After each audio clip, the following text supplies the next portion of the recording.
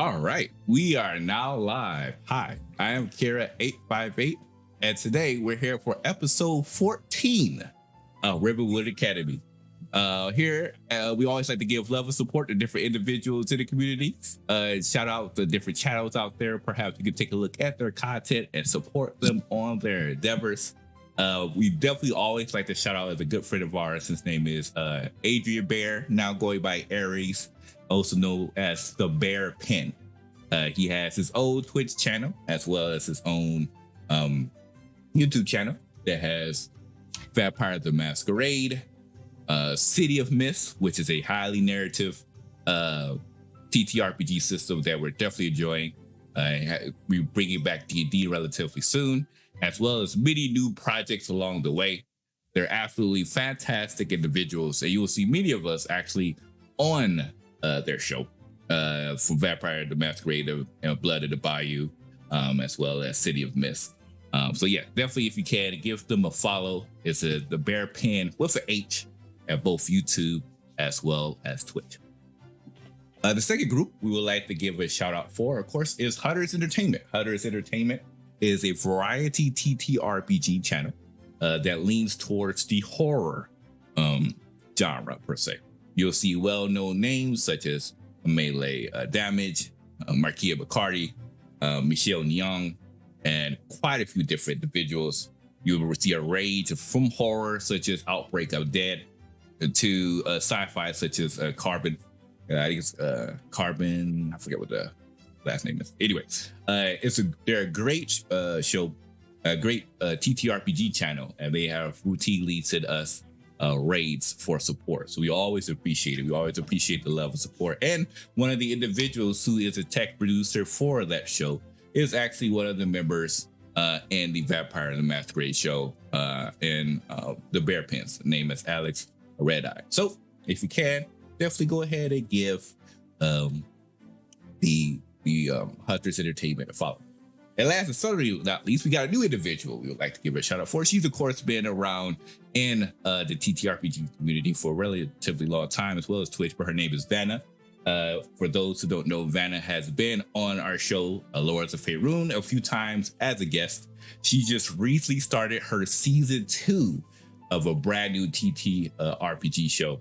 It has her DMing the content and has other individuals such as Jude, Dark Class, I think it's the name, as well as J Rock and a couple other individuals. It's a fantastic show. It actually comes on every Tuesday. It just started this Tuesday, the first episode of season 2. It was absolutely fantastic. So if you can, go ahead and take a look, subscribe and follow Vanna's channel, and support them on their endeavors. In terms of other shout outs that we have going on, we definitely, of course, have like Lords of Faerun comes in, of course, every Saturday. So we look forward to see you all there for Lords of Faerun. We also are going to have some new projects coming in exclusively on our YouTube channel. Both of them should be coming in hopefully within the next couple months. And we're definitely excited for bringing you those ordeals. So with that said, those are most of the shout outs that we have for today. We're going to go around our cast and say who they are or who they're playing. And we'll start with Ursa. Ursa, would like to talk about who you are, who you're playing? What's up, y'all? I'm Ursa. Y'all know who I am. Y'all know what I do. I'm playing Otis, the half-orc who might be having some problems right now. But yeah, we'll see how that goes. So that's me. Awesome. And of course, we have our DM, Aaron. Aaron, would like to talk about yourself and who you're playing? Hey, I'm Aaron. I play everybody else. I'm doing good. I had such a great time last time, and I'm very much looking forward to the continued fallout of what's going to happen next. Oh, yeah. I got plans. Oh, the drama continues. Okay. Making our way down, of course, we have Ree. Ree, would like to talk about yourself and who you're playing? Hello everyone, I'm Ree, and I am playing Ardris, the Studious Wizard, and I am looking forward to reading books peacefully in my room for the rest of the weekend. Yeah, that's exactly what's going to happen. There's not going to be any problems or trials or tribulations at all. And last but certainly not least, we have, of course, Nerdy. Nerdy, would like to talk about yourself and who you're playing? I am Nerdy playing Shylin, our lovable fairy, and I look forward into getting into everybody's business. Like, I got no drama to worry about. Let's see what everybody else is getting into. As for yours truly, I'm here at 858. Of course, I'm playing the little Micah, who is slowly starting to calm down from his traumatic experience, trying to decipher what emotions is about, and I look forward to seeing what aftermath is going to unfold regarding that little letter that he had in his pocket. So, with that said, we're going to introduce our intro video for episode 14 of Rivenwood Academy.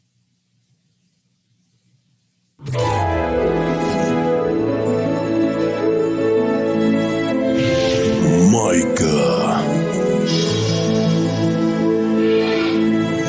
Ardris, Meaty,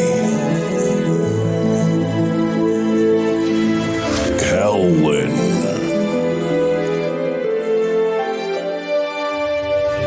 Otis. Behold the spellbinding abilities of Rivenwood Academy.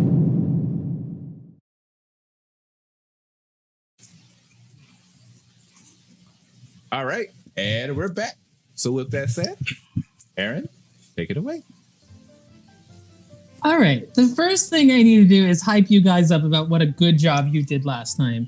I had such a blast. After it aired, I went and rewatched the whole thing again because I was just like wanted to relive it. So if you do not already have inspiration, please take inspiration for an excellent role-playing session. Why, thank you. I have a feeling I'm going to need it. I have a feeling you will as well. In terms of with our missing players, it does make time a little bit weird right now because we were going to have a sleepover with Miri's family. I think that will be accomplished in flashback probably at some point in the future. So instead, we're going to say it is tomorrow, the day after the festival. This is the 1st of Quorm, so it's a new month. How do you spell that? As you may remember, Quarm. Quarm. Okay. Yeah, so we just got out of Lemire and now we're into Quorm. As you might know, there are 8 45-day months in our calendar year. And then there are 8 festival days that are non-calendar days in between these months. We just got, like, Verdant Festival doesn't have a day of the week. It is just Verdant Festival. And so we are now on the next day of the week, which is our 6th day. I've reimagined the calendar just a little bit for 6-day weeks, but it is still the weekend. Today is a cleanup day. People are going through, picking up all of the mess from spell darts. They're undoing all of the magics they did to make the battle arena. Tearing down the dance floor that they had built. The circus is packing up all of their stuff, and there's some probably emotional moments that we'll have to do later when Miri is back about how that goes down. But I want to ask you, on your day of rest here, do any of you have any plan? Oh. Okay. No, you go ahead, Reed. Yes, well, Ardris will be spending the entire day reorganizing all of his belongings, cleaning up his journals, getting the good postage and all of that ready and organized. It is a very busy day. He's like hyper spring cleaning Very nice. to put in away. Yeah, so you'll not see much of Ardris. Every once in a while, he comes out to the common area of the dorms, maybe to put something else away. And I don't know if Ardris is like me, where I start cleaning something and then I find something else that needs to be cleaned. So I stop and do that, and then I have to come back and do the first thing later. So it's just a train of cleaning. But if I were Ardris, that's what would be happening. Let's see. Well, I actually want to ask Shy next what she is doing, because 2 of you are going to have some interesting stuff going on. Okay. Oh. Shy, what are you up to today? Well, You maybe just got back from a sleepover. Maybe. She saw people tearing down stuff outside. She'd probably be helping clean up outside. One thing we do need to resolve is you had a dream last night. You got a glimpses of kind of the haloed shadow of your god behind you, and he said, "Take whatever you want." He spoke with an interesting kind of syntax, like very interesting. You have a +2 chain shirt. It is the Shadow Flame chain shirt. And with your holy symbol, once per day, you can activate the Shadow Flame mantle. And 2 things happen for 1 minute. Anyone who attacks you with a melee weapon takes 1d6 radiant damage. Yo, that's nuts. And any melee attack you make gives an additional 1d6 radiant or 1d6 fire damage you choose. That's nuts. Okay. Congrats. Yeah. So I think your AC will go down by 1 if I did the math correct. I'll have to double check it because with a +2 changer, it's a 13 plus your dex +2. So I think your AC might actually go down by 1, but you do get the added bonus of the Shadow Flame mantle. She's definitely wearing that right now while helping. And it's really cool because so this is a chain shirt made up of linked chains. They are all kind of this golden silvery color, except for the chains that make the holy symbol on your shoulder. And when you move, it does kind of look like flame. Like the movement as you move, the way that these chains ripple, you almost always look like there's some sort of like radiant, shadowy fire that is moving with you. Unless you choose to cover it up. That one of the benefits of chain shirt over chain mail is you can be inconspicuous and you will no longer have disadvantage on stealth with the chain shirt. She's very much letting it open out in the open. Very nice. So you're going to head out. You're going to help clean up some stuff. You see Kalieth, our favorite Brooklyn accent sophomore, who's very excited to see you. Immediately puts you to work, basically doing the reverse of what you did when you helped him set up the spell darts. So you're picking up all of the balloons and popping the ones that are still out there. Some of them are very sad because they were left inflated overnight and have slowly just kind of like collapsed. But yeah, you spend your day helping out. Again, I think this is probably weird for Shylin to feel. People know who you are and routinely are stopping you to be like, "Hey, what's up? You won spell darts and were co-winner of the battle arena.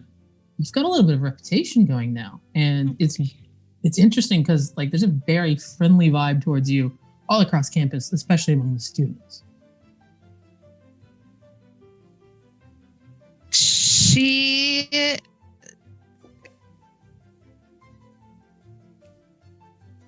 She's enjoying the attention. Because she's never had attention like this before. I think maybe it's a little bit heady. You're feeling it because it literally you're having trouble getting work done because people keep coming up to talk to you, and someone will be like, "Oh, hey, we were eating lunch and we saw you were working, so we brought you a snack," or like, "Hey, what do you need help with?" People are constantly interacting with you. I imagine it feels maybe a little bit foreign, but it's also, it is really nice. You are the big man on campus right now, and lots of people are following kind of what you're doing. You see a bunch of the freshmen who are coming out bleary-eyed because it's after festival kind of sugar hangover, and they see you cleaning up. And suddenly there's a lot more people helping clean up. And with that, I don't want to get too strong with the word influencer, but I was about to say that. I was like, I think that's an occupation for that. Yeah. Awesome. Interesting. Otis, I don't want to tell you what happens, but I'm going to make a suggestion. Okay. I don't think anyone sees much of you today. That's about right. Yeah, I would assume that. You're probably going to stay indoors in your room. Yeah, he would be in his room because for of sure. What you're processing and maybe some of that lingering fear about what could be outside if you went outside. Oh yeah, that was my intent anyway. Yeah. He'd be meditating / trying. If Azrat's in the room, he'd probably be petting the bird. Azrath is not in the room at present, but go ahead and roll me a wisdom saving throw. Oh, I'd like to see kind of where is your meditation taking you? Dice don't fail me now, and they fail me. That is a total of should be higher than that. That is a total of 11. There we go. Okay. Meditation is not Otis's strong suit, I think.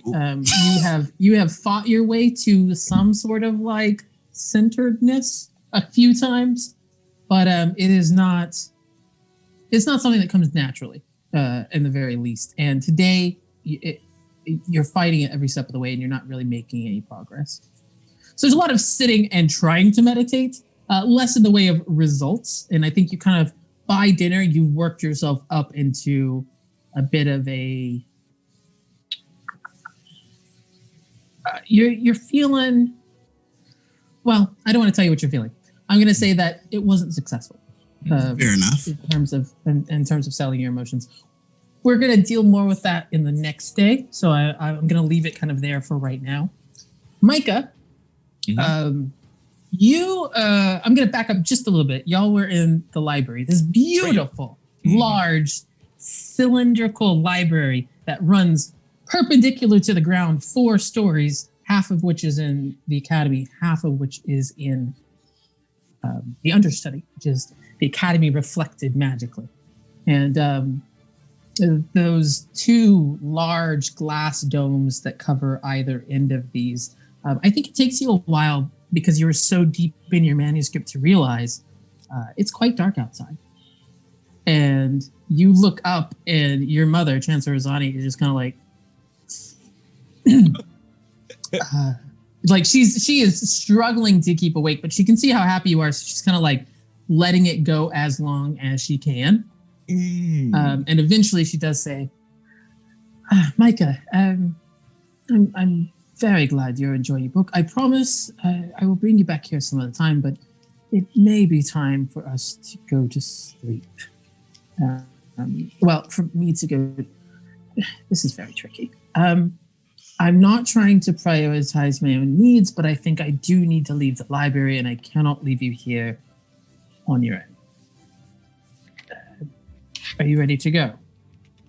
He nods. He nods. He looks at the book like one more time, just finishing up the last word. And then as he finishes up, he closes the manuscript and then performs a slight hand gesture, the same hand gesture that you saw his mother perform to bring the book back into his nice little crystal.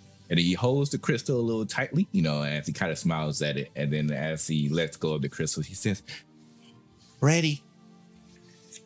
Awesome. I'm very happy you liked your gifts. It's not the easiest thing to shop for you, but I like books. I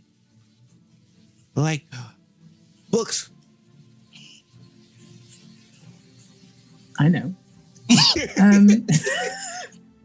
So I assume you put on the Dragonfire's amulet and kind of like maybe tuck it under your shirt. Yes. And she's going to lead you. Town? It kind of depends on your frame of reference, but you're going to go to the Tome Library in the understudy. That's the exit you're going to take. As you go through, there's no one there at present because everyone's up at the festivities or heading to bed. It is quite late at this point. I would say you're hitting midnight to 1 a.m. area because you guys have been here so long. She takes you out through the classroom/administration building, out through the foyer. You turn to the right. As you remember, the understudy is reflected from the academy above, but there are different things there. So there's no groundskeeper's hut. There's no arboretum. There is a large, long dueling stage, basically, for magical duels. The sophomores get a magical dueling class. And then when you turn around where the arboretum would be, there's this beautiful large, like courtyard, I guess you would call it. It's got like some paved pathways through grass, and there are 2 massive towers that rise up back where the armory would be behind the administration building, and they go far into the sky. Weirdly far into the sky, considering what you know about how the domes work. So it's kind of dizzying to look up. She leads you to the one on the left, which is like this sandstone kind of golden tower. And as she gets to the door, she pulls out her wand and she's doing some magical editing for the arcane lock that is on the door to allow you entrance as well. Oh. And so she's like, welcome to my second home, I guess.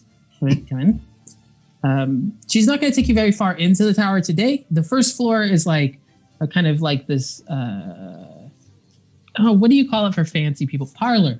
There's like a there's like a parlor where like she can entertain important people. And then there's like the whole thing is kind of on a circular setup. So there's a circular set of outside stairs that takes you up to not outside the building, but on the edge of the room that takes you up to the second floor.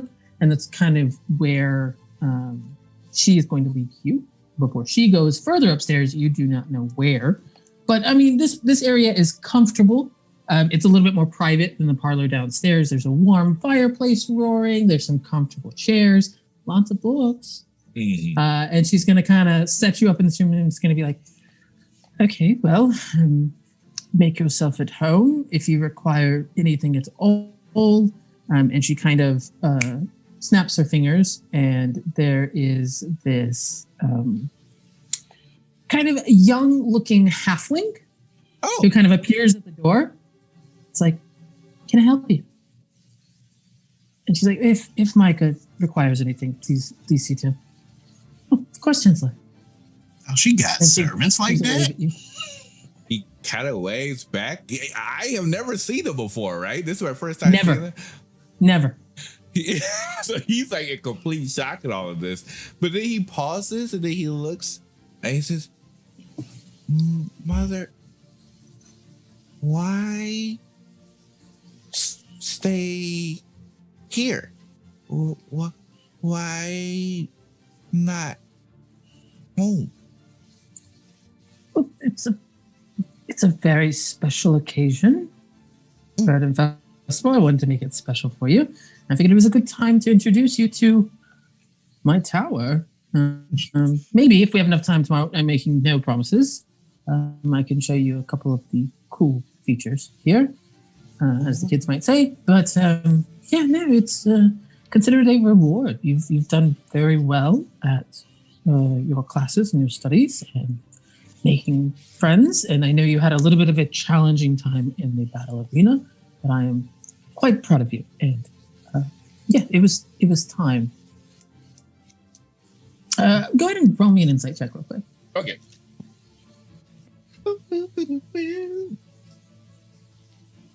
Nope, that's a 2. Oh, poor baby. Cool. Cool. Oh, how do I resolve that?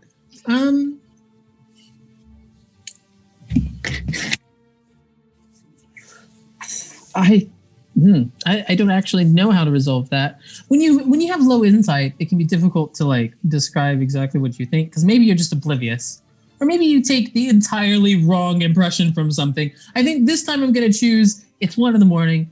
You're just a little bit oblivious. This whole place is new. You're in a brand new place. You've met a brand new person whose name you don't even know yet. You've got your brand new book. Your brand new I think it's just history overload. Yeah. You can't really take anything in right now because you're so like in it. You can't see the water for the ocean. You're in it. So yeah. So she gives another little wave, and she turns to the halfling. Is like, if you wouldn't desperately mind, I would really appreciate if a small food or something could be just sent out. She's like, yeah, no problem. Thank you, Chancellor. And then your mother heads upstairs, and the halfling kind of gives you another wave and heads downstairs unless you say anything to stop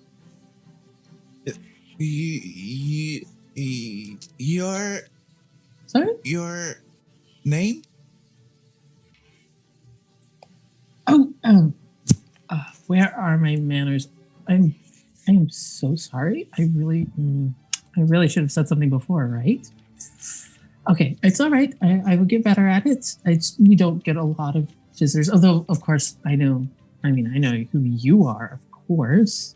My name is Tova. That's Tobba for anyone who's taking notes. Tobva? BB. BBA. Okay, gotcha. Baby, yeah. Baby. Tobba. She looks young, but not like student young. You would guess that for a halfling, she is in early adulthood. Oh, Okay. She like human equivalent of 19, maybe. Not at all considerably older than you guys. Mm-hmm.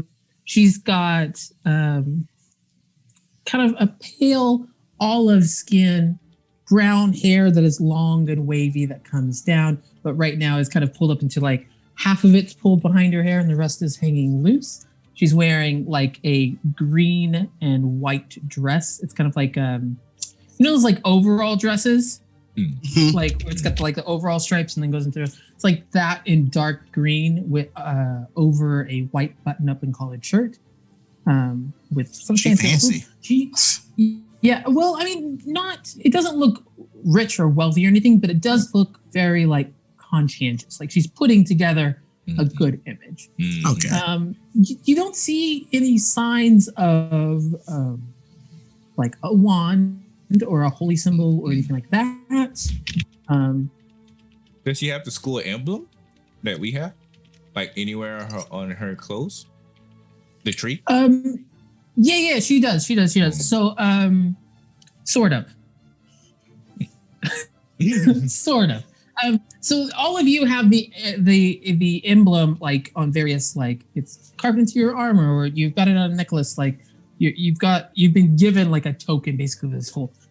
She does not have that, but she does have it embroidered on the edge of like her sleeve on her right sleeve. Actually on both sleeves, on her left and right sleeve. It's embroidered on the outside. Her outfit sounds so cool. Yeah. Okay. I like the design. I have no fashion sense myself, so I have to give it to my characters. So Michael will smile and say, nice to meet you. It's so nice to meet you. I've heard so much about you. Do you need anything? I can get you like a hot chocolate or something. No? You sure? All right. Well, I mean, if you say so. Okay. I am going to go get the Chancellor like some food though. So we'll see you later. If you need something, and she points to there's like a little pull for a bell. Mm-hmm. She's like, if you need something. Thank you. No problem. And she heads in. So like, you are. He still he does watch her as he leaves, like when she makes her way down the stairs, because you never seen her before. And he's really curious because he doesn't really see his mother like talk with somebody often. So he's kind of curious of like their relationship and stuff like that. So he does kind of watch her walk down the stairs real quick before he returns back. Like I said, she seems very comfortable in this environment. Mm-hmm. She going off your previous insight roll, I'm not sure how much I can give you, but I will say that like the relationship between her and Rosani, from the small amounts that you've seen, did not look like overly deferential or like hierarchical. Rosani sounded like she was asking for a favor, not like she was giving an order. When she said, "Would you send up some food?" Okay. So take that as you will. Cool. So you have the rest of the evening. You do at one point see like there's a wooden. There's like a square in the wall with a wooden cover that goes up and down, and you hear something behind it. I don't know how curious Micah would be about what that is. Oh yes, if he hears something like that, he would definitely take a look because this is a brand new place. So I'm pretty sure he would definitely walk around areas that he's allowed to walk just to see that's around. But yeah, you definitely see what's there. Yeah, so you hear it and you kind of go over and you kind of peek up, pull that like that sliding wooden door, and you can see there is a dumbwaiter that is being pulled up. Oh, I got those. And it's got a I assume everyone here knows what a dumbwaiter is. It's like a pulley system. Yeah. An old-fashioned one. I thought it was an automatic. No, it's got old-fashioned ones. Like hot steaming, like freshly brewed tea, a croissant, like the kind of foods that your mother likes quite well. And it's heading up the stairs, and you kind of watch it, and it keeps going. He's watching, just like, oh, I'm surprised it's not enchanted. Okay. Isn't it surprising, though? Mm-hmm. Isn't it surprising? Yes, it is. I'm watching you, Aaron. I'm watching you. Hey, one of the best parts about this gaming group is you guys are watching. Like, I've been able to put so much stuff in the background that you guys have picked up and asked me about, and I have teams for other groups that did not do that, so it's really nice. You make such an awesome world. It's a pleasure. Thank you. So anyway, you spend your night. You do have like downtime that counts for your rest. Like, you don't need sleep, but you do need something that is repetitive and doesn't require too much of your mental processes to let yourself process the day. So you do whatever it is you normally do. Read the although book. It's a new setting. Okay. You sit down, pull out the Dragon's Fire Amulet, get the manuscript back down. Again, it is handwritten yes, by the author on loose pieces of paper. Yes. So your bookmark is basically shuffling the pages to the next, to the bottom, so that you can just keep working your way through it. But you get to reading, and it's quite a good story. Oh yeah. Like, I think you're probably enjoying it quite a bit. Yeah, like I said, it's again one of the few occasions where you read and you just see like a flash of a big expression on his face before he turns back to stoic, and then another flash like, oh. and then and you just see the transition as he's going down line by line. But he's loving it. He's absolutely loving it.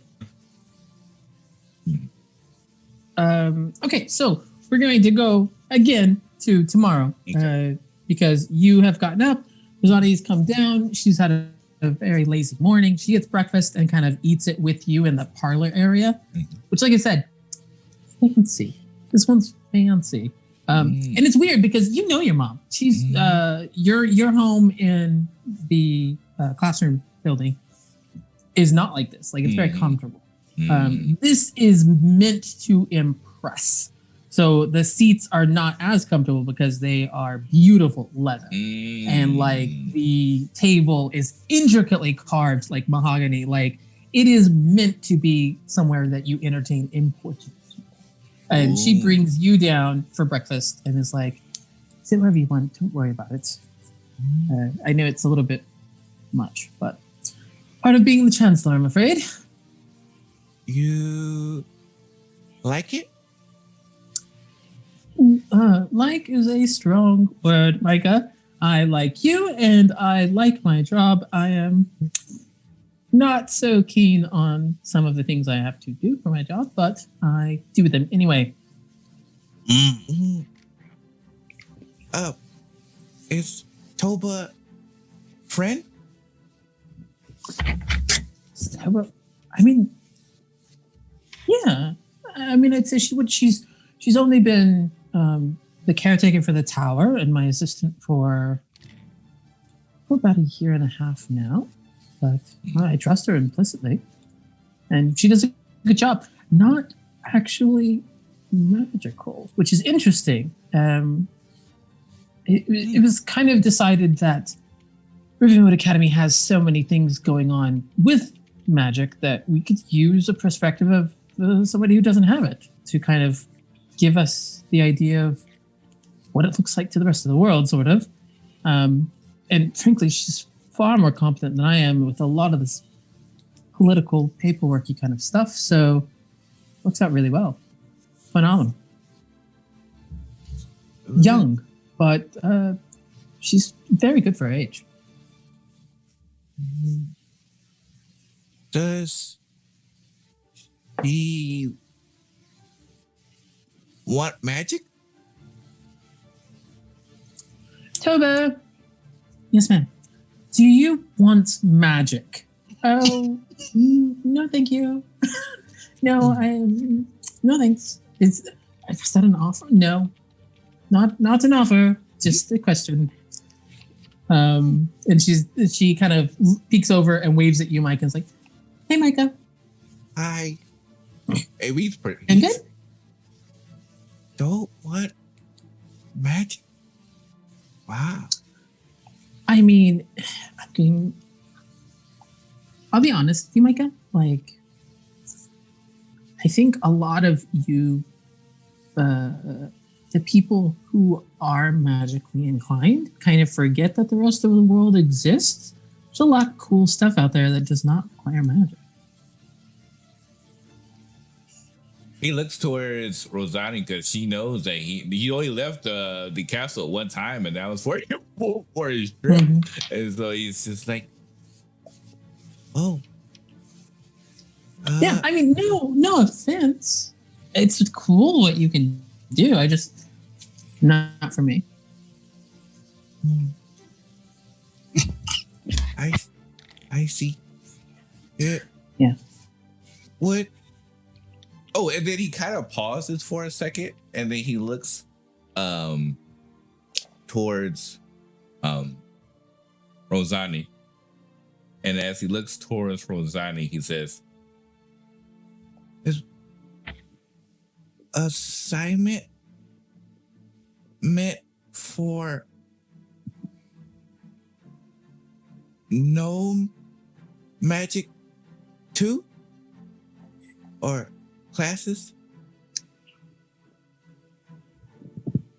Or just magic?" What? Is I am so sorry. One more time. I will listen until I understand.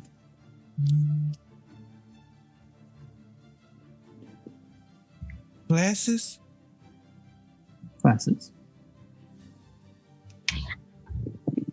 Or not magic? Well, technically speaking, everyone who is enrolled in the academy has some form of magic. But I think a lot of people don't realize just how varied that is. We have one student, for example, who is a barbarian. But every time they go into a rage, magic things happen around them. So, yeah, we get people from all walks of life. Some magic is required to be a student here, but magic is not all we study, of course. We take politics and life skills. We teach mathematics and science in addition to the magical curriculum, speech, debate, medicine that is not requiring magic. It is very important that we acknowledge all of the non-magical things that are necessary for our future success. Did that answer your question, darling? He nods. He kind of sits back, taking that into account because most of his life and things that he's read about has mostly been about magic. And so this is kind of like a different outlook on things that he's never really been, very rarely been exposed to. I mean, he of course was told, maybe need to take communication classes as such to work on, a different aspect. But this is like the first time where he's really being hit with the other side of the spectrum. And there's definitely Go ahead. Oh, I was saying there's definitely a pondering look on his face as he's trying to think about that aspect. I think also Micah is gaining a lot more knowledge of the complexity of Rosani's job, right? Like before she was your mom who did something else at this school, and now you're seeing like how she's having to handle student affairs and like actual curriculum development and maintaining not just one but two campuses that are reflected on each other. And like, you know what I mean? Like, I think you're seeing a lot more what you did. And it makes more sense now, the number of times like she hasn't been at dinner. She was probably in the understudy handling more stuff here. Like every time you've not been able to find her, she hasn't necessarily left. She's just been, working on the variety of things that has to be done.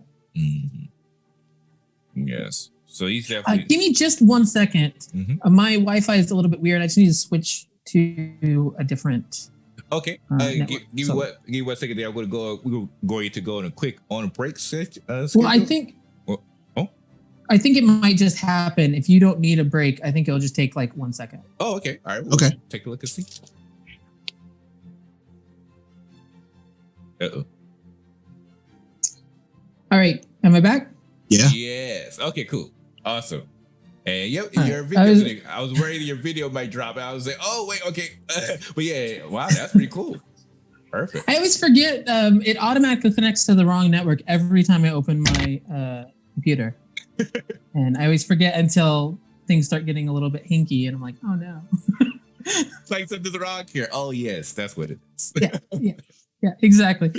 Anyway, so you're at breakfast. You're not eating, but you are there. Your mom takes the time to like do this, and as she finishes up, she's like, "All right, so I think we are probably good to head back up to the academy. I'm sure you. I mean, I have some things I need to do. I'm not sure what you would like to do."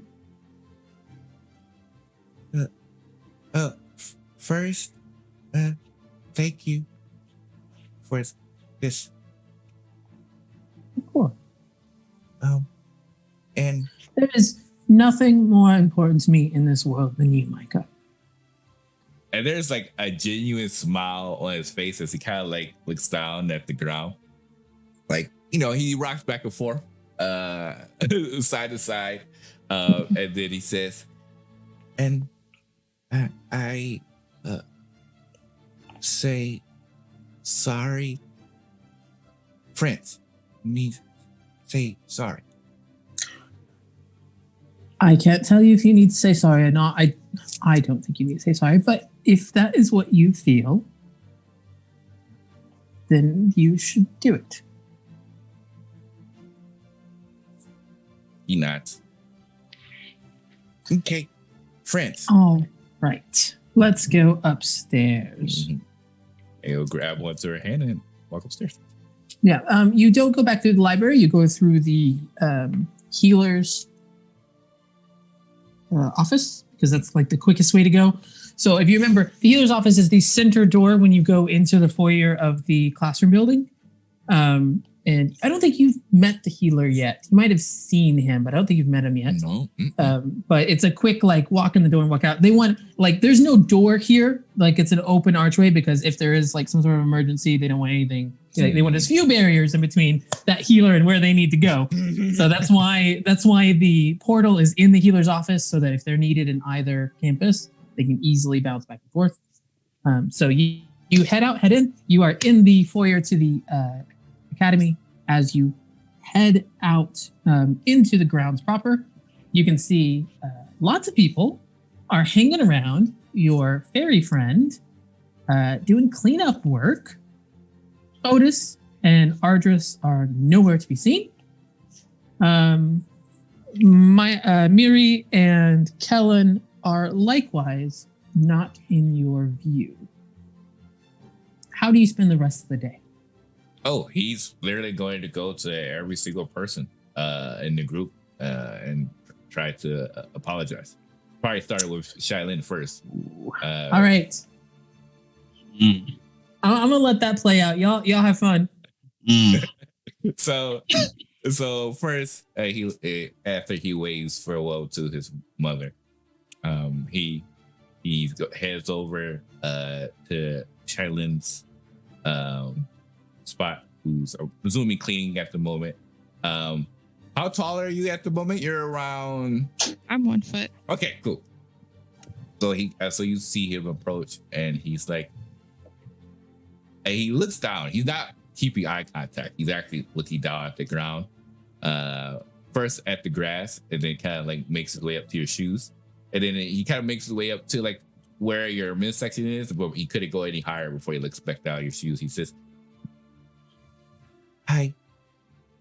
Oh, hello there. I'm sorry.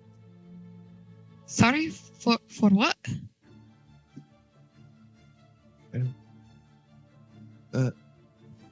Fighting. Oh, I should be the one to apologize to you.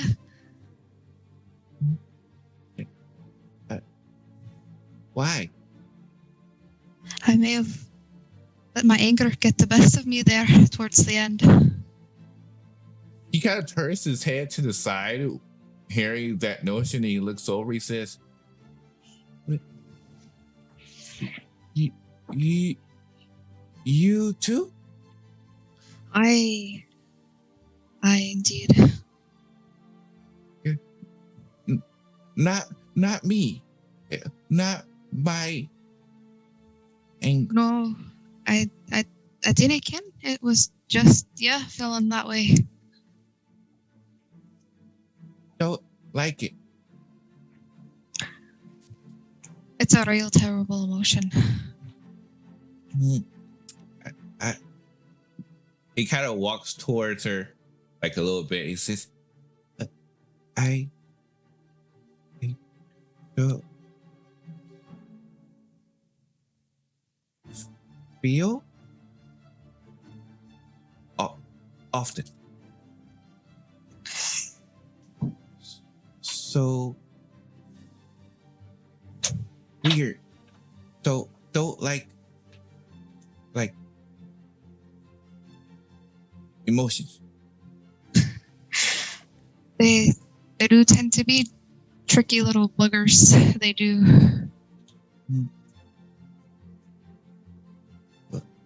Well, thank you for not mad. Well, thank you for not really being mad at me. He pauses. He turns his head to the side. He's like, "Look, I guess. Oh, where others?" I believe some of them are still back over in the dorms. Will say sorry.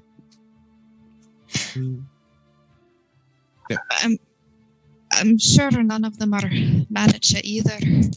But if you feel like you must.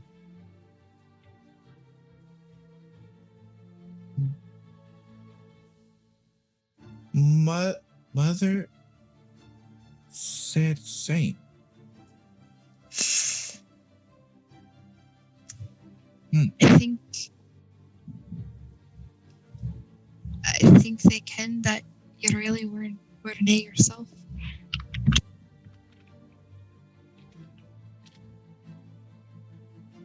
He kind of scratch. Well, I mean, literally, I'm doing it, but he's like scratching his head for a second, looking down at the ground. He says, "Okay, friends." Of course, friends. And then he smiles. And he's like, "Okay, well, no one mad. I need find. Oh, what was the lady? The diviner. What's that diviner lady name? I know Her name was Miss Tylee. Miss Tylee, yes. I knew it was the last Airbender character. Fine, Miss Tylee. Well, if you could use the company, I could go with you. Okay. Oh, sorry. No, that's too exciting. See, okay. And yeah, you would try to look for her. Sorry, are you going to the dorms, or are you going to Miss Tiley, wherever Miss Tiley may be? He was going to go to the dorms until Nerdy convinced him that they will probably not be mad at him, and he said, "Oh, well, I guess maybe I should apologize." So they don't need to apologize. So now he's headed to Miss Tiley. All right.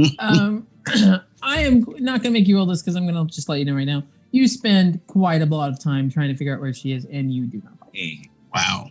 I mean, it is the weekend after a festival. Like, it's going to be hard to find anyone anyway. But you never, like, before she did her talk at the History of Magic class, you'd never met her before then either. So, where is she? Don't know. But you just spend some hours, you know, kind of wandering around, looking at different things. Maybe you stop a little bit, help here and help there. It is, again, people are very, very happy to see Shy. And a lot of that also transfers over to you. You are the co-winner of the Battle Royale. And a lot of people are like, hey, it's up, little man, high five. You know, like, just generally happy to see you. Oh, he is so confused. he never talked to anyone, and now people are just saying hi to him. He's just like, It's been happening to me all day too.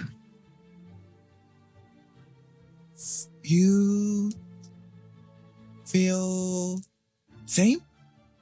Oh, I love it though.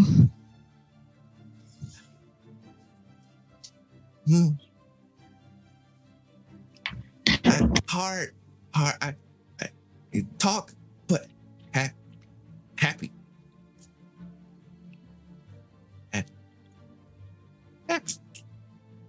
All right, we are going to jump forward just a bit as you guys kind of round out your day, failing at meditation, succeeding at spring cleaning, and generally being the popular kids for a little bit as you clean up the arena, clean up the grounds. We're going to move to the following day. And in fact, this week is going to go like little snippets of the week. Oh, okay. So instead of running through one full day, we'll probably spend more on the first day, but then you're going to get just little kind of vignettes of different classes that are going on. We're going to start with the first morning back at classes, second of quorum. You go to your party tricks class in the morning. Well, all of you except for Otis. He is not there. Oh.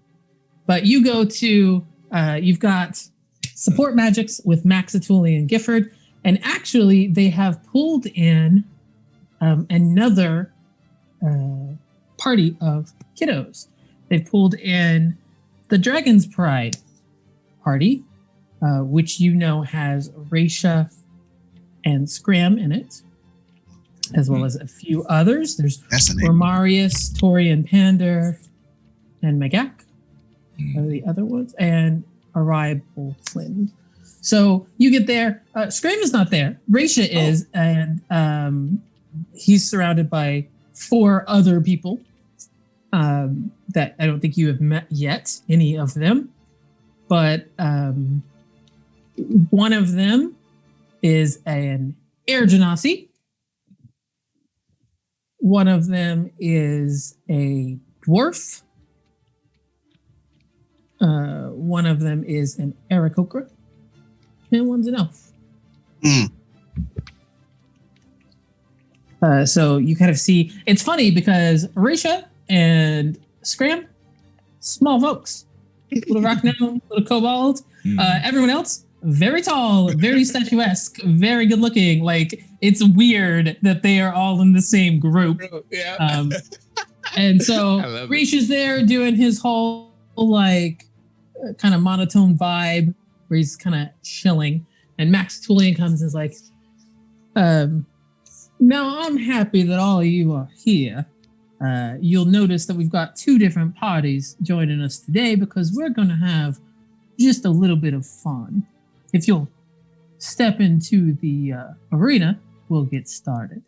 And as you step in, I need everyone except for Shy and not Otis because you're not there, make me a dex save. I'll say a dex save. Dex save. Why? You don't have to make one, Shy. You're good. Don't make it.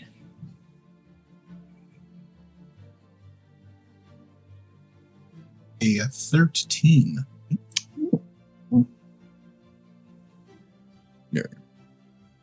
I can hear. Okay. All right. I was like, oh no, my headphones. Okay. That is a 13. Double 13s, double lucky. So Double lucky.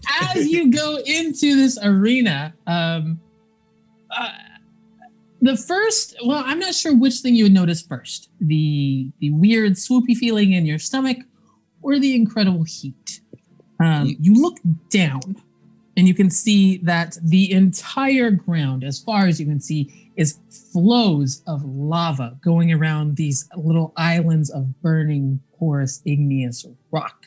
And the heat is such that like you can literally have trouble seeing the ground because like the heat is giving that shimmery effect everywhere. Oh wow. As far as you can see inside of this arena, it's all lava. Now, you are not currently dying because as you step into the arena, you are flying. All of you have the fly spell on you, except for you, Shy, because you naturally fly. You don't need to make a dex check. You got your wings all bamfed out, as does the Aarakocra. And so they're having a great old time. And the two of you, Ardris and Micah, doesn't go so great. It doesn't go terribly. It's not like, you make fools amongst yourselves, but like you're playing like this weird game of magical tag. All of you have like long sashes kind of tied around your waist. Ooh. Your team is in orange. The other team is in like this deep forest green. Flying flag football. It's like fly flag football, except when you successfully tag someone magically, their sash changes color and they join your team. Oh wow. So, Otis is missing out. Trying to tag people so that you can get more people on your team so it's easier to win. Wow. And the Air Genasi and the Aarakocra from the other team take to it like fish to water, like birds to air, I guess. They have no problem. Shy is buzzing around, and especially because she's so small, it's hard to hit her. She's ducking and weaving and doing her thing. The hard part about this is it is a 3-dimensional fight. You're having to think constantly about up and down because people can move in elevation. And so it is a long, drawn out. Actually, I have a couple of rolls I need to make. Oh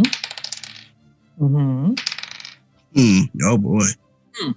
It is a long, drawn out, swoopy thing. Yeah, you hear that dice?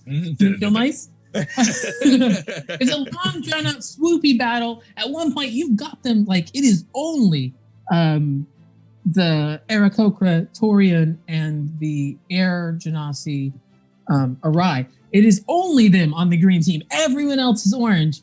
And then they battle you all the way back. And so like it's very much a back and forth. Wow. It is not an easy thing. You come out of it quite tired because like not only physically, because like managing your body, it's not like you have wings. You're just flying. So like what do you do with your feet? You know what I mean? Like that weird, like, how do I balance when I don't like need to balance? Yeah. In addition to the mental stress of having to maintain like a whole 360 globe of awareness instead of kind of situational awareness around you. You come out of it quite exhausted. Shai, can you just make me a dex check? Not a save, just a check.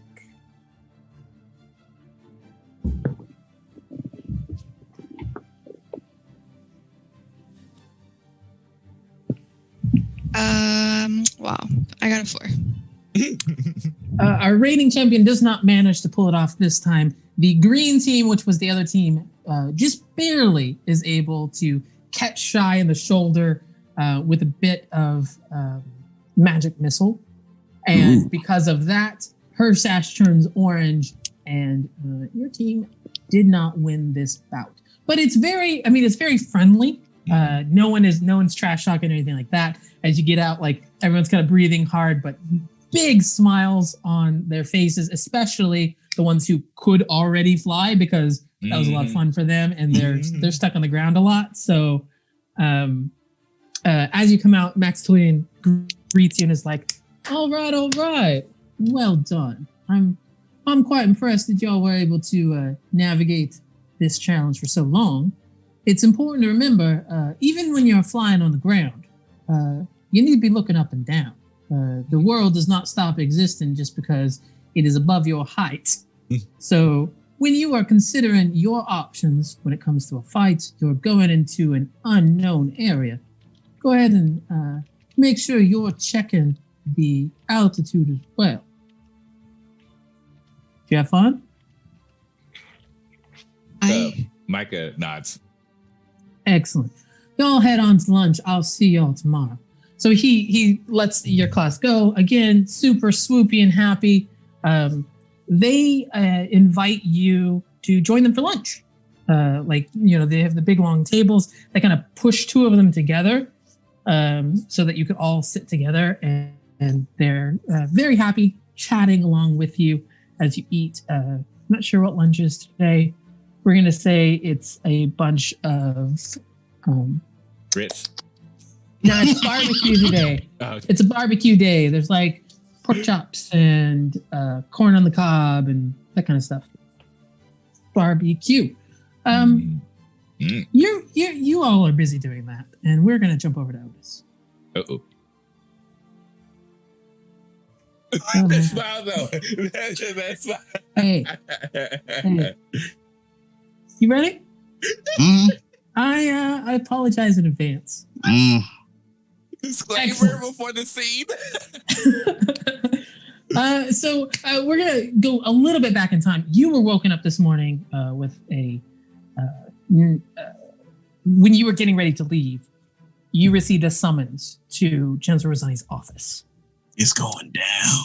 So instead of going to breakfast and party tricks and all of that, you went there instead. As you enter into the administration/classroom building, the door on the left that you have never been into is her office proper. And it is as intimidating as that would probably expect. It is, there's a high desk that has very minimalist kind of settings on it. She's behind it in a tall backed chair. When you knock to come in, do you knock? I assume you knock. You know Otis ain't gonna knock. Oh, I don't know. You've been through a lot of stuff lately. I'm not sure what your approach is right now. No, he'll literally just open the door. If he's gonna like jiggle a knob, if there's a knob, or just push it open or pull it open. All right. As you kind of just swing it open, she glances up from some paperwork. Have a seat, and goes and closes the door behind you, and then settles back on the other side of this desk. Otis sits down. Mr. Rube, we have... Don't call me that! And like, well, before he was just like, whatever situation, now he's like, really like, don't call me that. Like, you see, he's very panicked and upset by hearing that. Well, this does cut to the heart of the situation we have right now.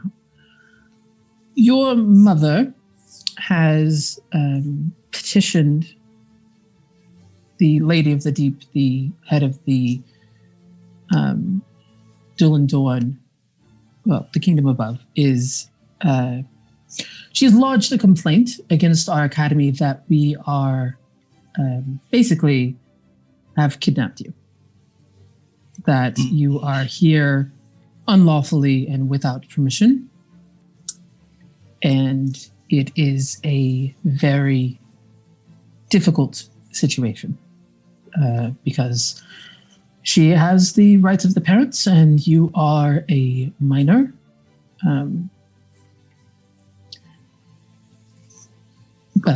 Do you have anything to say about this? Well, as she's saying this, The smell of smoke is going to start emanating from Otis. It is not, because you are a wildfire druid. If you are planning to burn this place down, you got to do it by choice. No, he's not like burning, but like... I'm telling you right now, like in times of heightened emotion, I might say that something goes on fire, but if you're saying something goes on fire, it's because you're choosing to burn something down. Well, then no. He will not burn anything down by choice. Okay. If it were to happen. I'm just saying, like, I have prepared for if something like this happens. So keep me in the loop about your emotional state for sure. It's not good. It's really not good for Otis. Do you have... listen, maybe you can... I am being placed in a very difficult situation here. You must understand I have duties to the school, to the student body, to the staff here. That must be... what I'm trying to say is...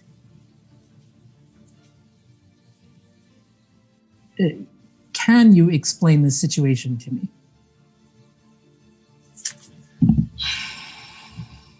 Would he open up to tell Lady the situation? That is the question. You are panicked. You are scared. I don't know. I don't know whether Otis is the kind of person who would try to talk his way out by explaining everything, or if he would clam up. You tell me.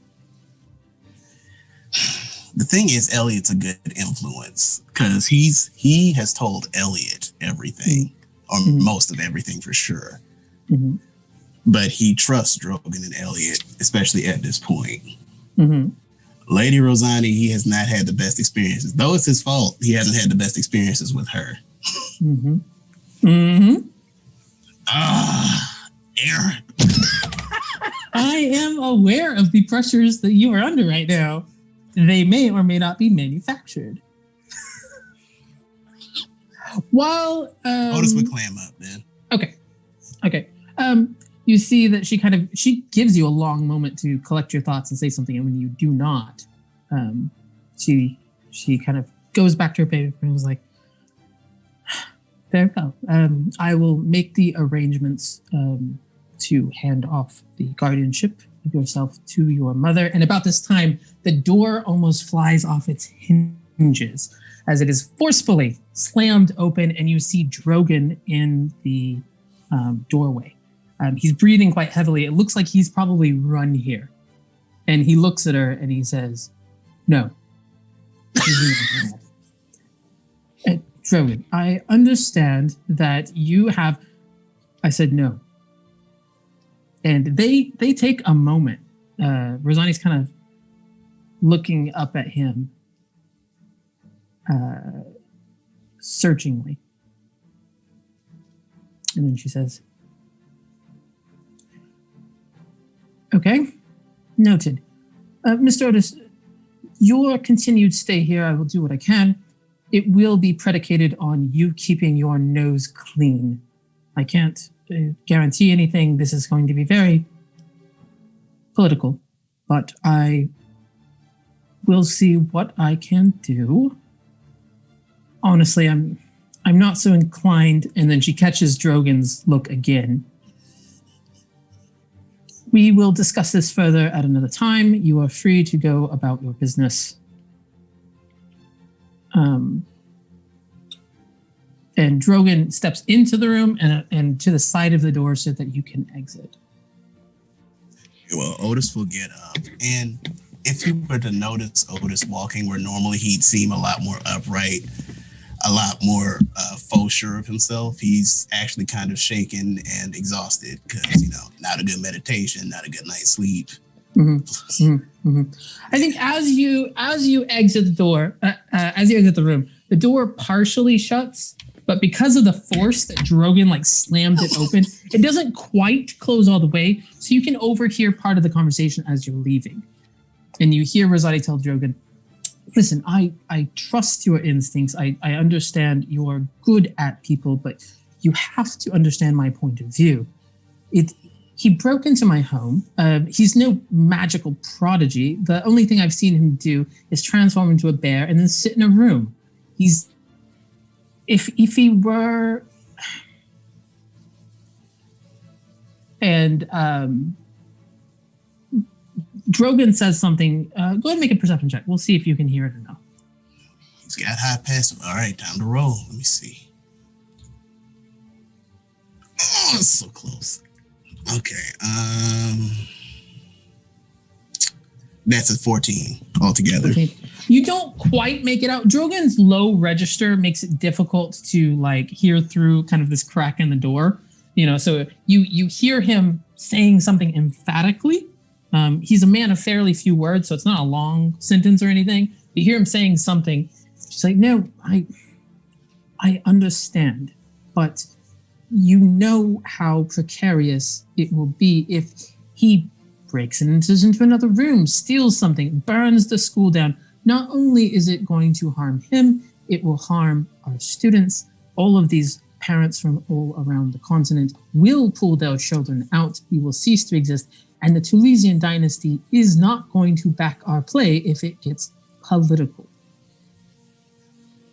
I care about this school. I care about our students. And I'm not going to let my son be in danger because... No, I know. Yes, no, I'm hearing you, Grogan. I am listening.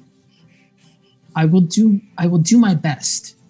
It's not going to be, I don't make any prompt, and that's when the door finally fully closes. You're unable to hear anything else.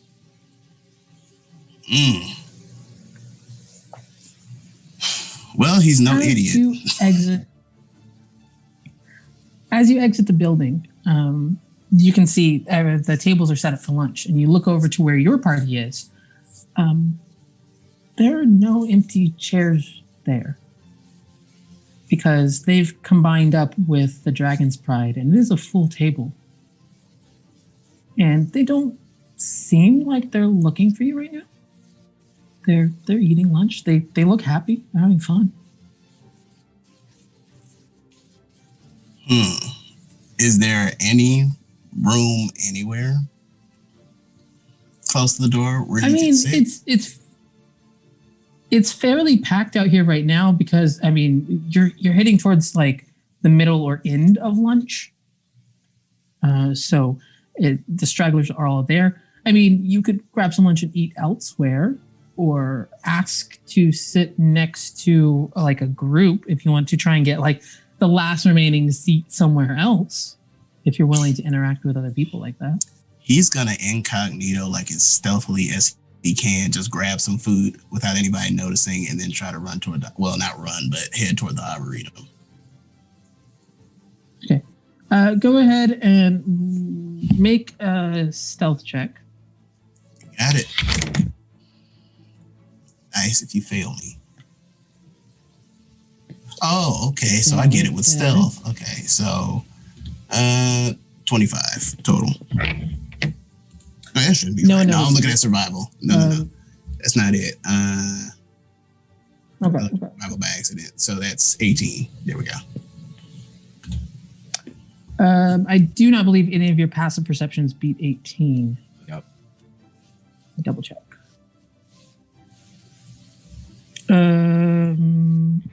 Otis is the only one who would beat that. So no, no one notices as you sneakily go through and grab some food and head off. Passive is 18 exactly, but... Is your passive perception 18?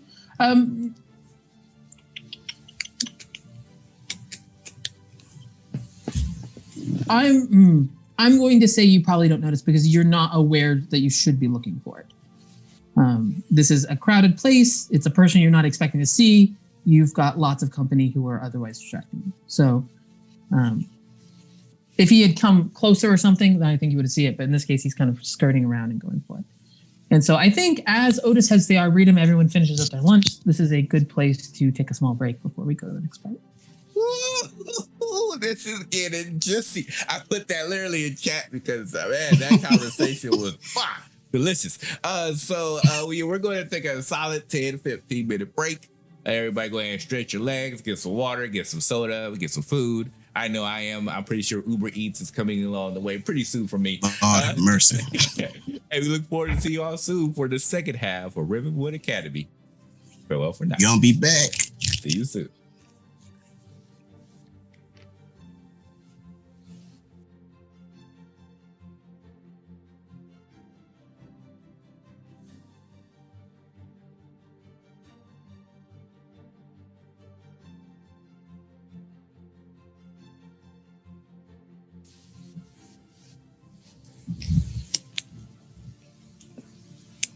All right, and we're back for the second half of episode 14 for Rivenwood Academy. Aaron, take it away. So as we left, Argus was coming out, seeing the rest of his party eating quite happily at lunch. Sorry, not Argus. Otis, my bad. So good. After having a difficult conversation with the Chancellor and overhearing some information that says that his situation here is quite precarious as a result of the non-conversation he had with his mother, who was surprisingly here on the day of the Verdant Festival. So we've seen from Otis quite a bit about his backstory. Not all of it, but we've seen the fallout from it as he ran to the Arboretum in order to try to gain some sort of semblance. He's running again now, heading towards the Arboretum. But this time, Grorgen's not there. You know where he is. Elliot is not there. You get to the hedge wall of the Arboretum. There's no door here. There's no way to enter the Arboretum. You are left staring at where you want to go and unable to enter. Question. I mean, does Otis have some form of access to it? Because Grorgen told him he could take care of the tree every day. You have access when Grorgen is there. He basically allows you entrance each time you go in. You can exit anytime once you're inside. It's quite easy to leave. But there is some form of abjuration, maybe, that prevents people from just walking in willy-nilly, or else you know how people are. The Arboretum would be in disarray.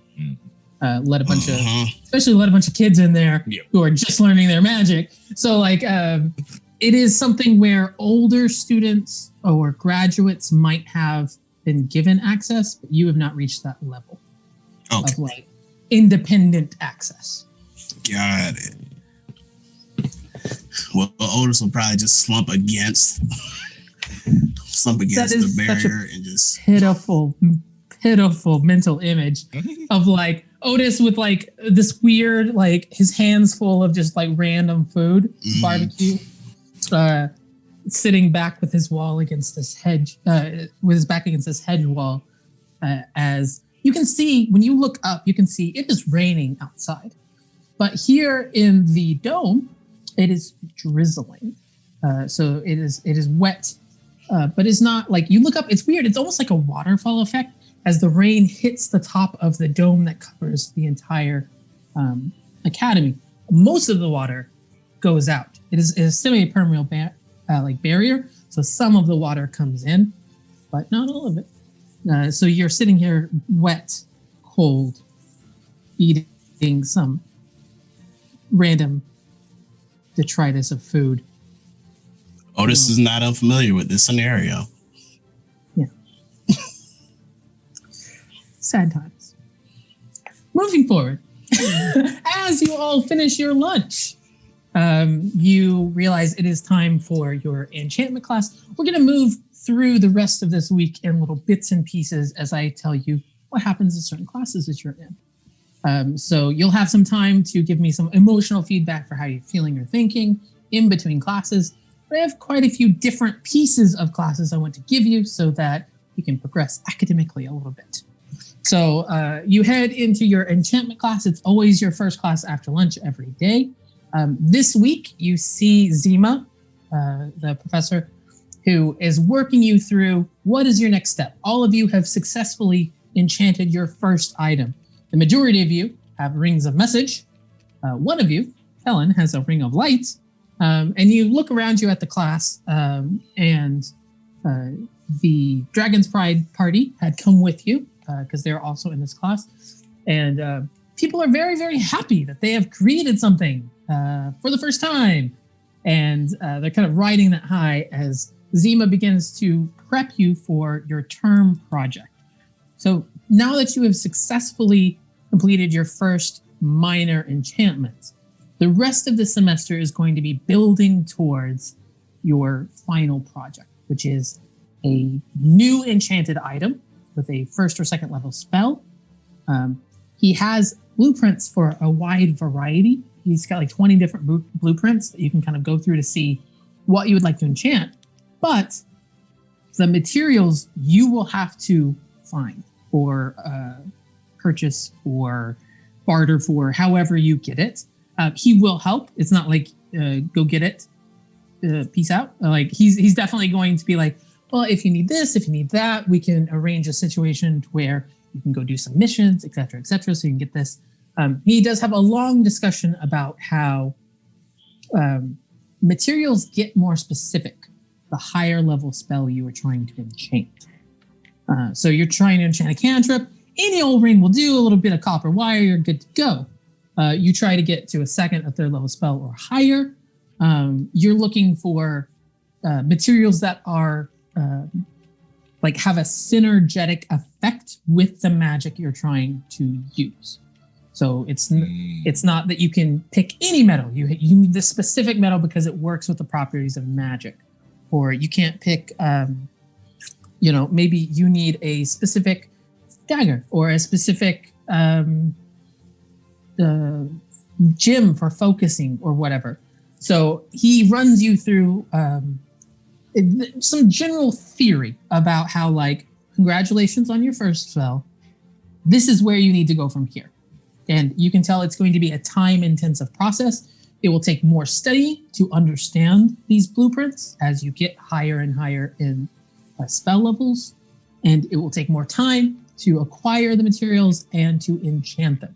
Your goal is by the end of this semester, you will have an enchanted item that you have basically done from scratch. You're not going to be given anything except for maybe a blueprint. Nice. So in terms of player interaction with this, I would like each of you to kind of look at your first and second level spells. Look at first and second level spells you do not have, because you can enchant magic you don't know with the help of others. And start thinking about what kind of magic do you want to look at? And then when you let me know, I'll start telling you these are the blueprints that are available. Where possible, I'll try and get something close to what you're aiming for. This is a long-term project, so think about it today. Message me like during the break. Next week maybe, or the week after, I'll have the blueprints ready so that you can pick which ones you'd like to work on, and we'll go from there. Yeah. Just to clarify, what was the highest level we could reach up to? Was it 2 or 3? He is in order to pass this final project, you need to do a level 1 or level 2. Those are the blueprints he will provide. It is not saying you could not do a higher level. I'm not taking that off the table. Yeah, okay. 9th level spell. Birdman hands. All right. Birdman hands. I'm going to do Meteor Swarm this round. Oh, man. We got options. Okay. Let's see. We're going to jump over to, it's a different day of the week, and we are in... Micah, I'm going to send you a quick message on Zoom. Look at...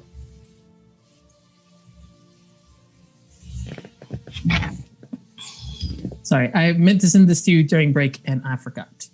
We're going to jump over to the Continental Politics class, which is what Ardris is in. So, Ardris, if you will look at Roll20, like we're not going to put this up for the audience, but just for you, so you can kind of see the continent map, or anyone else who is interested in kind of filling this up. I'm going to be referencing a few places on here as we go forward. Okay. So you have Continental Politics with Professor Alfred Bloom, and he sets out this map in front of you, and you can see that in Sigil's Crown, there are a number of different nation countries, including one island nation of Patia. All of you are from a wide variety of places in this world. And he is going to start talking about a couple different things. Hold on, let me remember what he sounds like. He's my dude. I can do this. All right. Welcome, everyone, to Continental Politics. I'm very excited. All of you are interested in the political and geographical makeup of our continent, and also that you, I think looking around the room, and as you look around the room, this class definitely skews noble. Like, the people who are in this room are the people who kind of already had an into what politics is like at various places. So he's like, looking at all of you, I can see that you are ready to engage with and embrace the challenges that will come with future leadership. So we're going to talk about a couple of different countries. It will take us a while to get through all of these. But Mr. Aladrin, I think we'll start with your home. You are from Thamio, the Elvish Kingdom, and it's on the southwestern side. You can see, I should have pulled up my big map so I can see all of the names. I've got just the small map. One moment. I have to say this map generator is phenomenal. Auto-generated like so many of the place names, and then I was able to go through and I put in political boundaries, I put in biomes, racial boundaries. I highly recommend if you're looking for something. Asgar, Azgaar, is a great resource. Banana. So, heads up. All right. So, as we're talking about Thamio, it is the largest of the mostly elven kingdoms. The capital city is Bovavakor, which is on a river delta, situated sort of in the middle on the southern edge of this continent. Definitely a powerhouse of elven society, although there is some tension between it and Landris, the Landrian clans, which is on the southeast end of the continent. And Voltaine has only recently been recognized as a semi-autonomous state, depending on who you ask. So it can get a little bit tricky. Although I do believe, Ardris, your family, your father is quite high up in politics, yes? Yes. Very powerful member, yes. I do apologize. What? Yes, he is quite influential. The head of our I can give you too much information, of course, but he is a very powerful arcane spellcaster and is quite influential in our military. Yes, it has not been my pleasure to meet your father yet, but his reputation definitely precedes him. I imagine he probably spends much of his time in the capital, but I do believe your family home is from Loreia, which is where a bustling center of commerce and trade, as it is the intersection of a major trade route north and south, as well as the Southland Road that runs the entirety of the southern continent. You honor us with what you know. Just very thankful. It is, in fact, my job, but also a hobby of mine. I think it's quite interesting to know what is going on in other places. The other place that we are going to discuss today is Grorgen, which is not too terribly far. It's almost halfway, basically, between Thamio and the Tulesian dynasty. Now, where Thamio is a stable political structure, the Grogan Empire is somewhat different. In the past, in the area where the Grogan Empire and Dulandorn meet, was it's the ancient homeland of a large draconic family. Once during the unfortunate fighting that happened some 480 years ago. Eventually, the settlement turned into an empire itself with a strong state religion. They follow Grorgen, the heavenly dragon, and it is known for being something of an aggressive, I think would be the most polite term, civilization. The kingdom there is ruled by a man who is very interested in power and also in ensuring that his lineage remains in power. So I think that, it is a very interesting place. Both of these places, the reason why I started with them is both of them are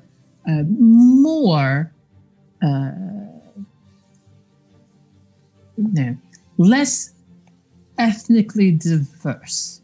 There are, of course, humans who live in Theriantamiel, as well as dwarves and some halfling folk, but it is predominantly Elvish. As well as in Grorgen, there is a strong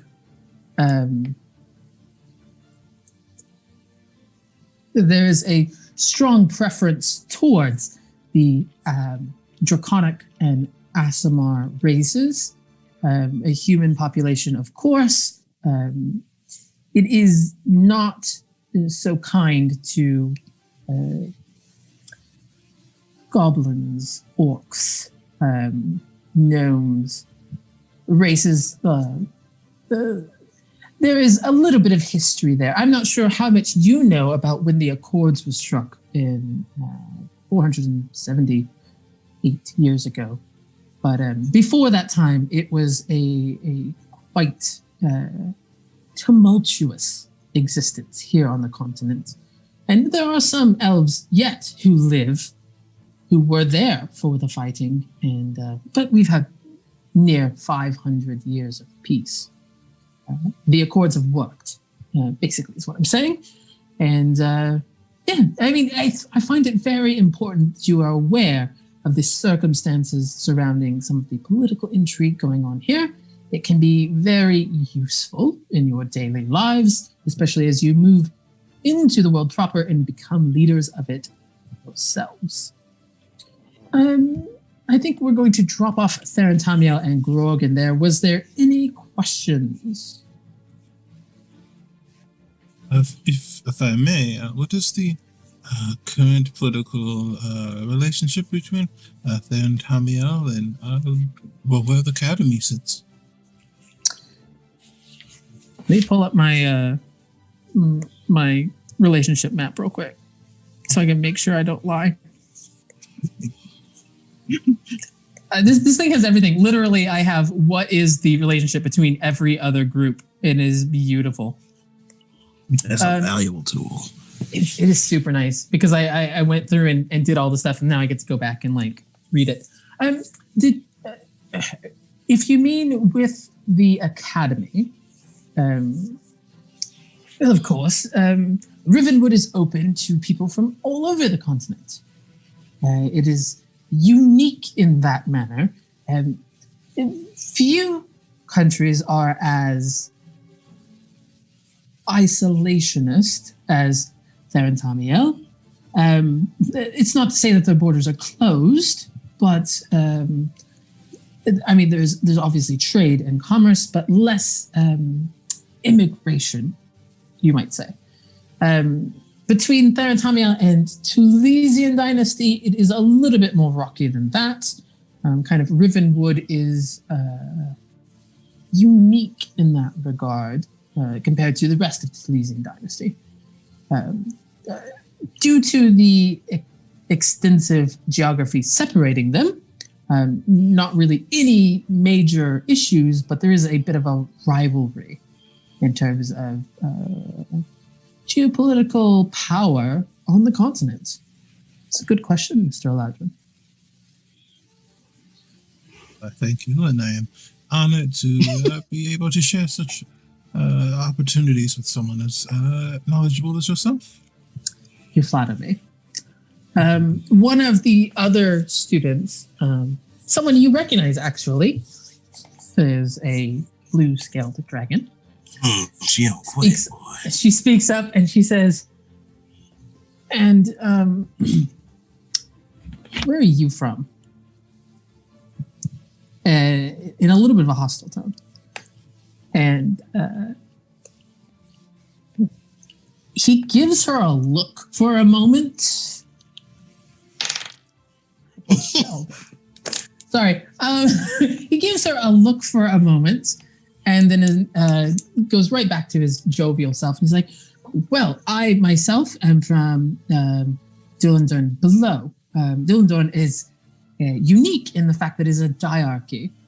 There is Dullandorn above and Dullandorn below.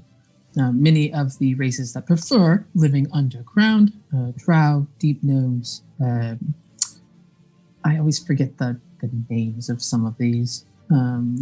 Arrow, Duragar, etc., etc. As well as, there's actually quite a thriving human population down there, although they have to take some measures to accommodate their unique physiological makeup. But anyway, it is a diarchy, meaning there are two monarchs, the Lady of Light and the Lady of the Deep. Interestingly enough, the Lady of the Deep is not the ruler of Dullandorn below. She's actually the ruler of above, and vice versa for the Lady of Light. It is one of the ways that the entirety of the kingdom is kept at peace, because each leader must consider how their actions and laws are affecting the other half of this kingdom, where they themselves are from. So it's quite interesting. Dullandorn above has a largely nomadic lifestyle set up. It is large bands of, orcs travel around here, lots of humans, dwarves, few elves, there are some, but more here are in the Landrian clans. But yeah, no, I'm from Dullandorn below. Good question, Ms. Was it Toraflame? And she kind of just rolls her eyes and doesn't say anything back. Toraflame? Did I write that down before? I don't believe you've ever had that information before. Okay. Any other questions? No. Excellent. Continue your studies. I will see you next week. Next week, I believe we're talking about Aresia. Should be interesting. And maybe Akide if we have time. Bye. And he sends you out on your way. It is surprisingly late when you get out. This kind of political discussion takes time, as he's referencing maps and showing you this and this and this and this. I've given you the cliff notes for everything that he talked about, but he goes pretty deep into this is the kind of trade that each nation that Theron Tamiel and the Grogan Empire, this is the kind of trade that they engage in. This is the key figures in their political hierarchy. He gives you quite a bit of information about each of these countries. Cool. I'm so happy I got to show you the map a bit. Moving next, Shy. You're heading towards medicine class. That was the class you decided to take, right? I hope so, because that's what I prepped. As you enter into, it's not actually held in a classroom. It is held in the healer's office. It's a fairly small cohort. There's only about 5 other students who seem interested in it. And the healer comes out. He's imposingly tall, but very, very thin with long limbs. Human in appearance, but his skin has kind of a grayish hue to it. He's bald, probably shaved bald. And he wears long robes that match his skin tone. And you see dangling from a belt is his holy symbol. He follows Hymar, who is the god of healing. The symbol is a sword thrust down through a triangle of briars and thorns, the vine that curves up the blade, ending at a large rose bloom at the hilt. So that is the symbol that is dangling off of his belt. He has a super calm demeanor, like very, very relaxed, very like comfortable in his own skin. And he welcomes you in and spends a little bit of time talking to all of you about what does it mean to practice medicine? Like, what is medicine? And you quickly realize this is not going to be a class about healing magic. This is about what do you do when you do not have magic, when it is not available to you, when someone is injured and you're out of spell slots. What do you do to keep people up and alive? I would say it's impressive how completely unflustered he is. Like, he is just, everything that pops up, he accepts in stride. He's going to start you on like some really basic stuff. Like, he's like,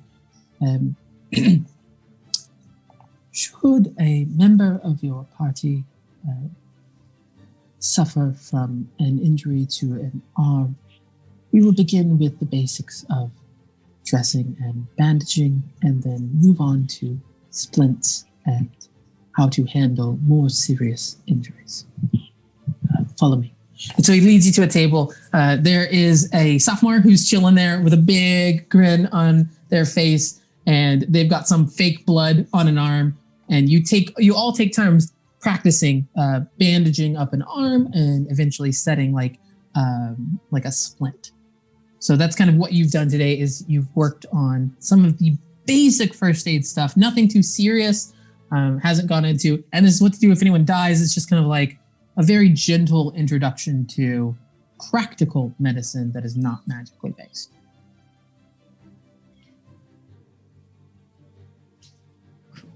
Nifty. Don't anybody break any bones, though.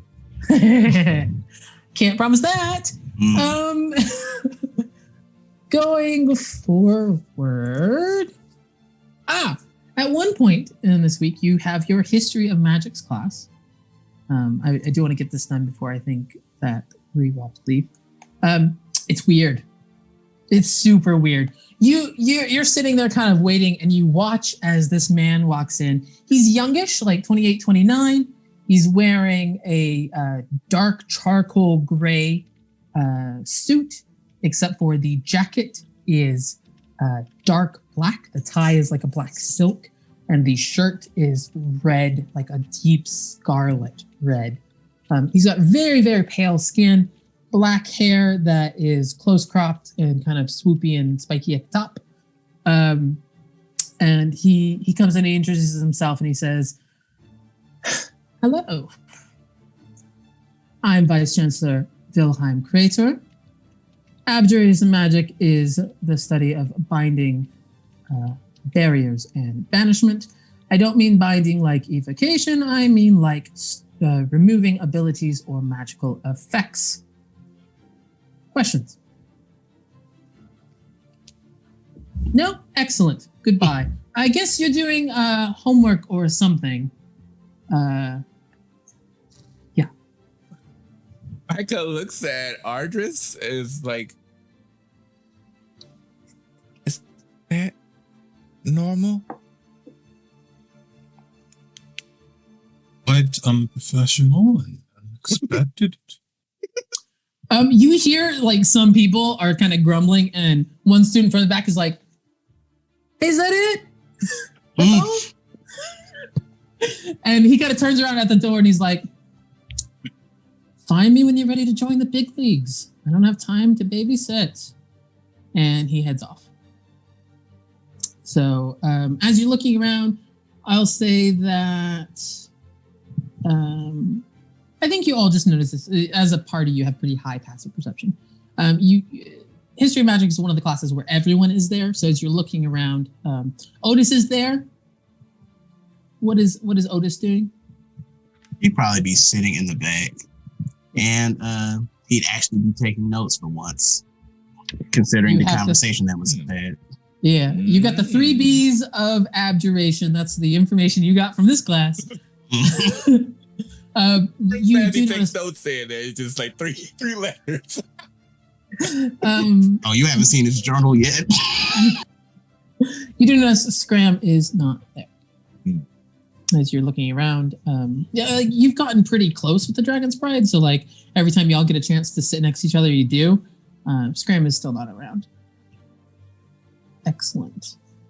So yeah, shortest class ever for the history of magics. Crazy. Speech. For speech class, I think I'm going to wait until Miri and Callan are back, since they're both in speech. Missing 2 out of 3 kind of sucks. So I will wait for that. So that leaves us with one more class to go through. Otis. It is finally time for you to head to nature class. You're out there. This time, the other times that you've come, it's been like one-on-one, independent. But this time, you're around other people. There's a group of about a dozen students who are all in a nature class. And Grogan kind of distractedly opens up the Arboretum for you all to enter and takes you to this kind of flowing river and then like the banks thereof. But as you look, you can tell that the grass here is browning and dying. And Grogan looks at you and says, well, part of nature is figuring out when there's a problem what you can do. Looking here, this looks like there's some groundwater poisoning happening here, maybe toxic material up in the feeder river or something. Your job is to diagnose what's going on and figure out how to handle this. Can you remove the cause, or should the plants be transplanted into healthy soil? Get to it. And he kind of steps away so that he is not directly interacting with any of you guys. A couple of the other students immediately kind of head to the water and are kind of like poking it, like, what do we do? A couple are looking at the grass. One of them tries to like do some like plant magic, and like it kind of grows and then immediately dies again because of this like toxic environment. What does Otis do? Well, let me see. I guess Otis would, since he probably has. I tell you what. Before you do anything else, make me a nature check. All right. Okay. Oh, nice. That's a total of 24. Very nice. You are able to spend the time in this area to realize where the problem lies. You follow up the river a bit from this area of dead earth and grass, and you see that there is, in fact, it's this weird, like, kind of meteor chunk. It's some sort of metal or rock. It's unusual to look at. It has a faint, like, kind of purple sheen to it, almost like what an oil slick looks like, where it's like black, but like it's got that like sheen to it. And it is embedded pretty hard into an area of this river.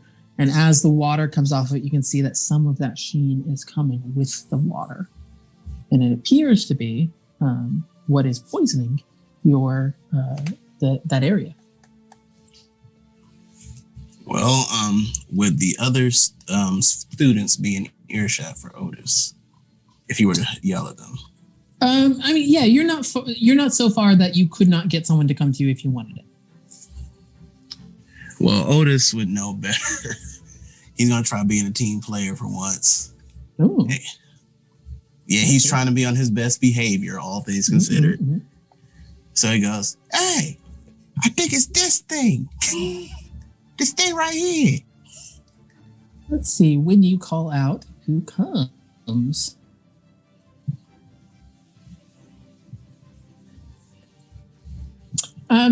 Iana, who I don't think that you have actually met, but who Kellen is aware of.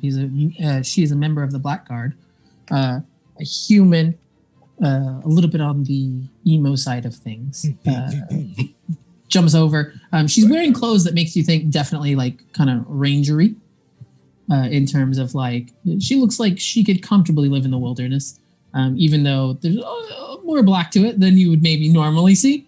But she pops over and she's like, yeah, what's up, dude? Otis, Iana. I think we gotta move this rock here. Oh, that's not cool. I mean, just look at, I don't see how we're going to move it. And the more you look at it, the more you realize it is a large chunk, and it's clearly fallen on impact and is now kind of embedded. So it's not necessarily impossible, but for the two of you, it might be. Because, tell me how you think you could get this out. Oh, I mean, I can make it more possible. Hit me. Otis could cast guidance on himself to give him an extra D4 for an ability check, and then wild shape into a mule. Mules are pretty strong, and you would have seen that before. Because there's a caveat for wild shaping unless you're Moon Druid. It has to be an animal he's seen before. Or else I would choose gorilla. Mm-hmm. But yeah, mule's good. Okay. And then go for a strength check and try to push the rock like as hard as he can. Like almost headbutt pushing it. You want to headbutt a meteor. Hey, he ain't seen a meteor. All right, no. I am here for it. Go ahead and roll an athletics check with the mule's stats. Okay. D4. We'll just kind of see how this resolves. All right. Micah, if you don't mind checking the chat.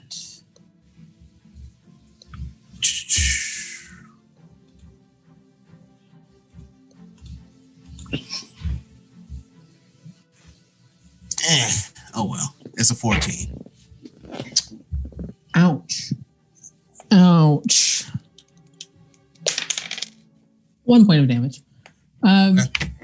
You kind of take a running start at it, and when you impact, it does not move, and you feel a small like trickle of blood on this mule's head from where it tried to headbutt a meteor in the middle of a river. So it was a solid attempt, but no success so far.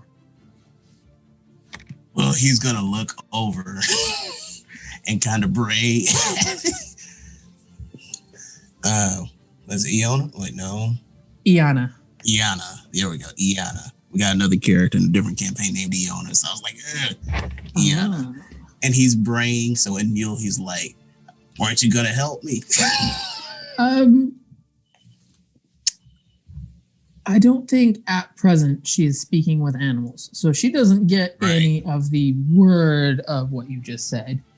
She kind of looks at what you did and is just like, I mean, I guess I could try to like pry. I mean, I don't. Otis stops the hoof.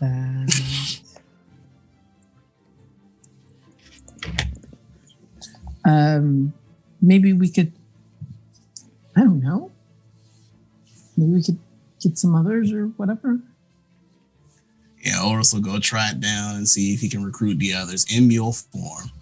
Cool. So you head out as a mule and you get a whole bunch of kids who are happy to see a mule, kind of like pet you, but like don't particularly see like, eventually Iana also is following. It's like, I think we found the thing. Not sure what we can do about it, but we found a thing at least. And slowly, all dozen students are standing around a meteorite. Something that you may not have realized is your party started off relatively strong compared to what a lot of the students are. For a lot of the students who are here, this is kind of their first, like, oh, you have magic now. Awesome. Go to the academy. and you all came with a bit more background, and you recently leveled up. So, in terms of abilities, a lot of these students are not as advanced as you.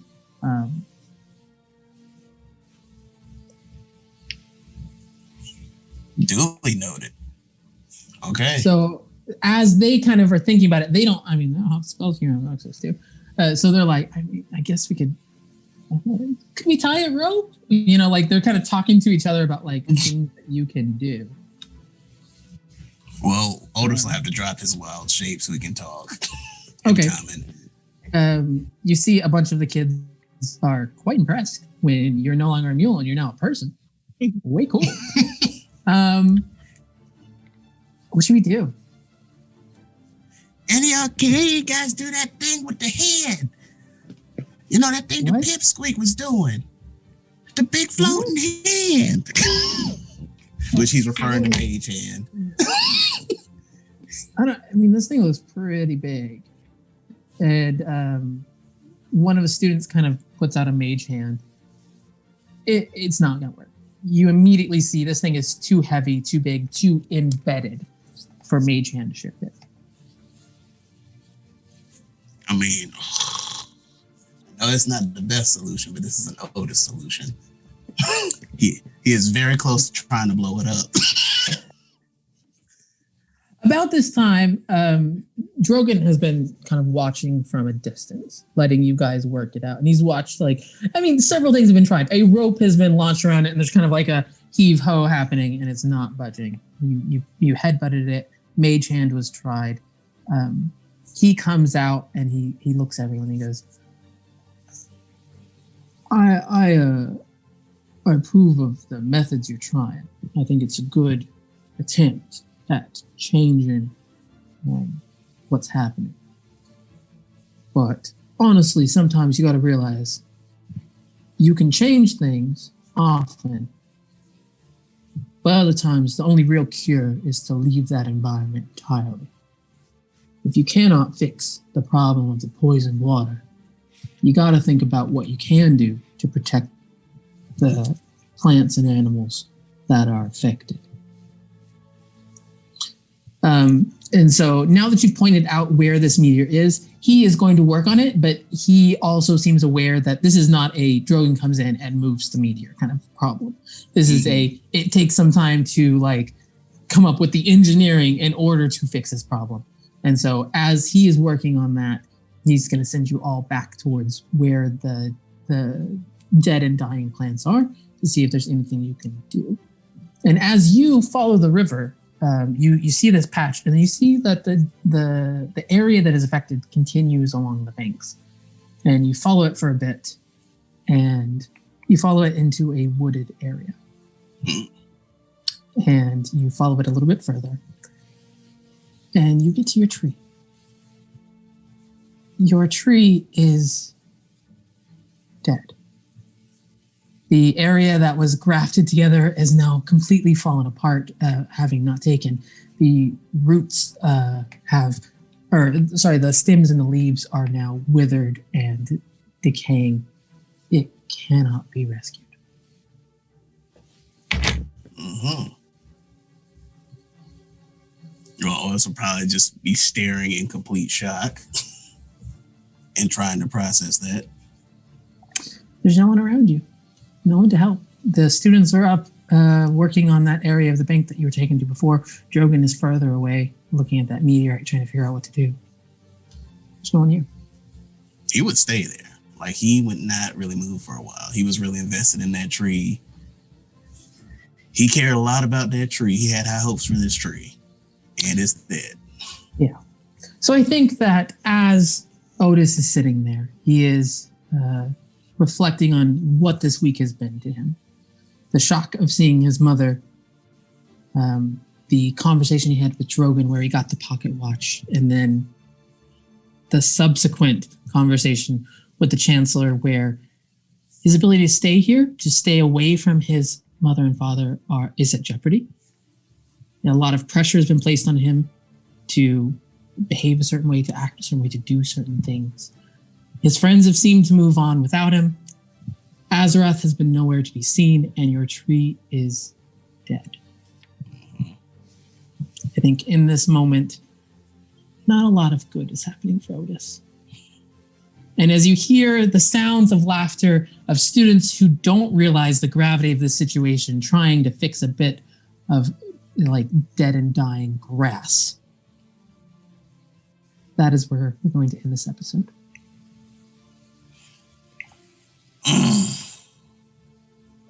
Okay. Yeah, Otis is going through a rough time right now. He's definitely going through a rough time. Man, what an episode. First, I would like to give a huge thank you to Hunters Entertainment for the raid. We definitely appreciate it. Always love the support. Once again, if you're not following the channel, go ahead and give them a follow. Also, thank you for the follows that came along afterwards.